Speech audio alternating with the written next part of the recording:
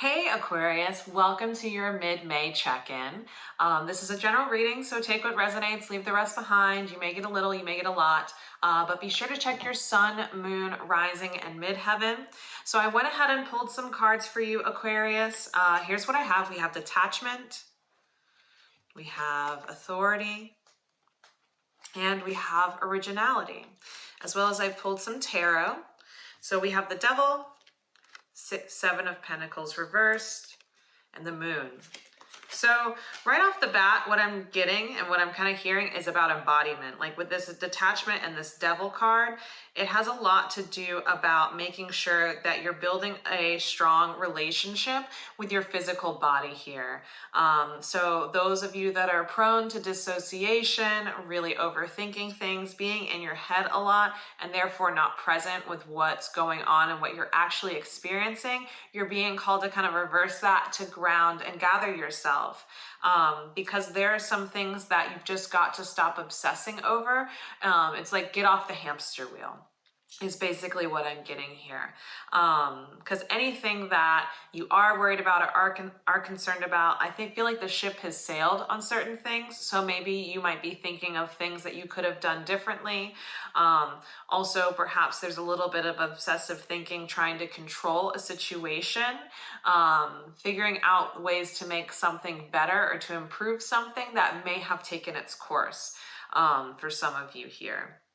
Now, with this authority card and with the Seven of Pentacles reverse, what I'm getting that as you're engaging in this embodiment work, you're just beginning to see some of the habits and the routine things on the day-to-day that you can kind of let go of and stop investing your time and your mental space in, like your thoughts in order for you to begin to strategize ways to begin to action things based off of what you're feeling. I feel like with this moon card and with this originality card here, it's almost like reinventing yourself, or maybe reinventing something that you've been investing a lot of time and effort putting things into, because I feel like for some of you, you may have been running around feeling like you've just kind of been, a separate head and a body, just kind of with your head cut off, like running around in circles, maybe spinning your wheels, trying to make something happen, trying to resolve something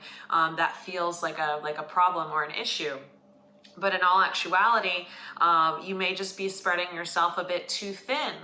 And so by getting embodied, you have a better sense of your personal and like physical rhythms, right? Like how, where your energy dips and where it's best during the day, right? Where you feel like you need to invite in a little bit more play and exploration time. I actually heard something really great lately, and it was from a painter, and he was talking about his studies like with another painter. I forget, I think it's Gauguin, and how it's like, allow yourself to be wild for 2 hours. You can do any activity you want during that time, but allow yourself to just be wild, to just like go after something, like no holding back.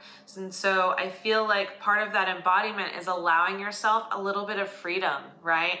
Because I feel like you've been in a space that feels like there's a lot of restrictions, feels like there's a lot of tension, a lot of things to figure out maybe, but the only thing worth figuring out is how to give yourself more space at this time, Aquarius, because I feel like there's part of you that where it's like when it comes to parenting yourself, you can be a bit of a strict parent, which causes you at times to end up rebelling or perhaps engage a more stubborn outlook or response to things that probably would be good for you, right? And good for whatever it is that you're trying to achieve or accomplish here. So I feel overall, it's all about you figuring out your internal process to make the external things come into alignment, right?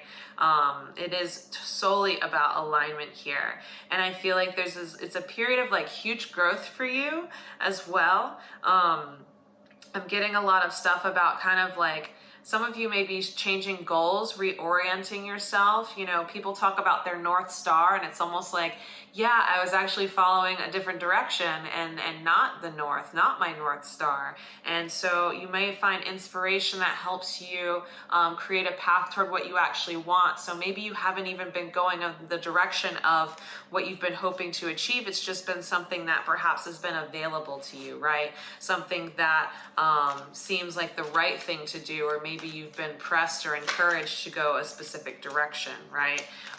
Because maybe people have been projecting a little bit of what might be best for them onto you.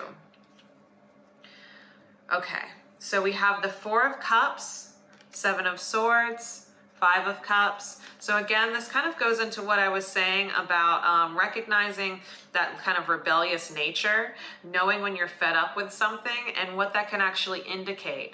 It doesn't necessarily mean that you're a failure, that you don't know your way through, but it could just be that you're not allowing yourself to explore something because you feel like it's the wrong thing, or you may feel guilt about it or shame around it. And you may feel like you've lost the opportunity or the chance to make something happen.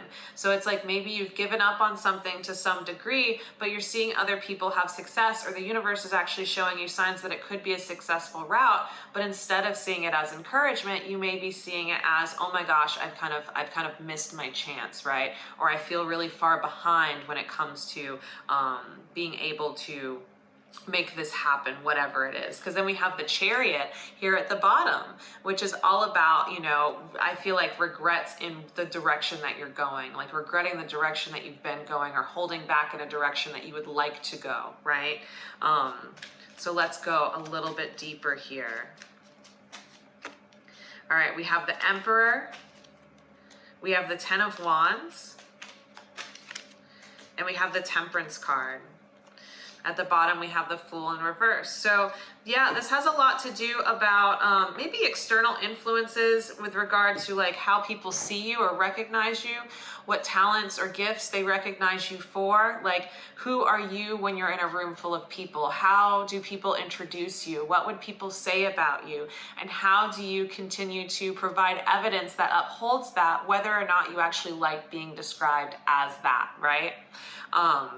So it has a lot to do with like identity here, I feel. And it's so funny because we have these kind of two emperor type figures on the table with that authority card and with that emperor card.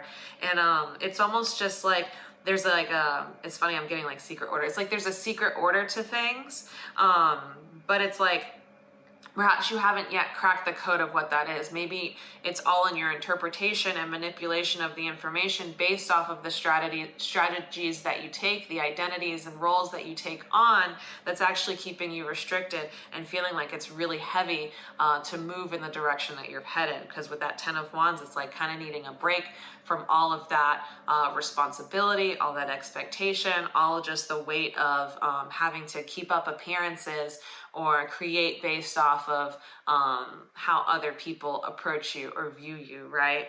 And so with the Temperance card, it's like offering you a chance to pour into something different. It can look very similar, but at the same time feels like something else entirely. It shifts the way in which you kind of uphold your the image of yourself, as well as the world around you and the people around you, as well as the responsibilities that you take on.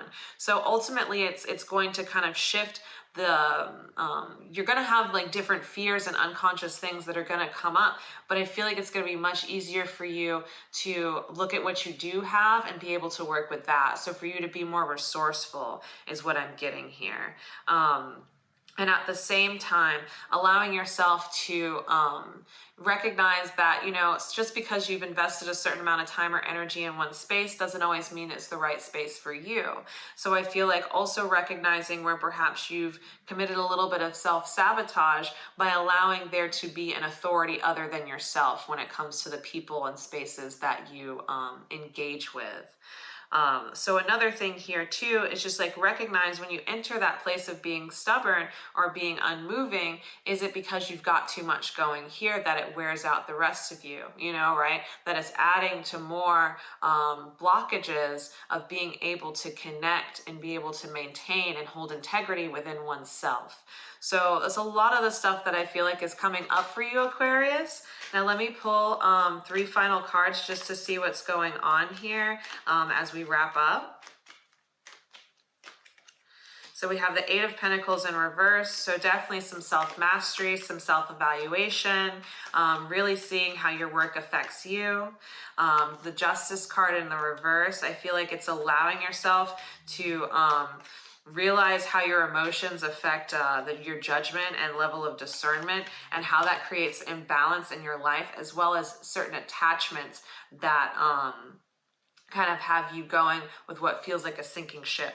And then we have the 3 of Wands. And so this is you creating space from the situation, allowing yourself to be more observant in order to know where to move next, right? In order for you to make moves, to give yourself the space to make bigger moves down the road, or make what feels like really big, important moves for you now. And here at the 5 of Swords at the bottom, I feel like there's a little hesitation, because I feel like at the end of the day, there's a lot of stuff that you're learning from your past self, maybe as you ruminate a little bit or go through these periods of self-doubt, self-reflection, entering a space of embodiment. But I also feel like there's some like hard lines that you're going to have to draw in the sand, and maybe you're a little bit conflict avoidant for the time being, because you're not sure if people are going to receive whatever it is that you're talking about changing or shifting here. It may create a couple of rifts, and you may fear that you'll be alone for a little bit of time, but I assure you that's not going to be the case. Because sometimes people are in our lives only for a season, or only when we're adhering to a certain path. Like I've worked in film, for many years. People talk good game about being friends and stuff, but it's like when you're not in that space, when you're not in that industry, people are less likely to maintain friendships with you, just because you're not in the same world as them. Therefore, you relate differently to them. It kind of forces people to have a personality outside of their job. So going back to that theme of identity again, right? So anyways, that is what I have for you. It feels like a very important time for you to do some self-reflection, to get really transparent and vulnerable with oneself, and get in alignment with your integrity. So thank you so much, Aquarius, for tuning in. Be sure to like, subscribe, and comment, and I will see you in June. All right? Bye for now.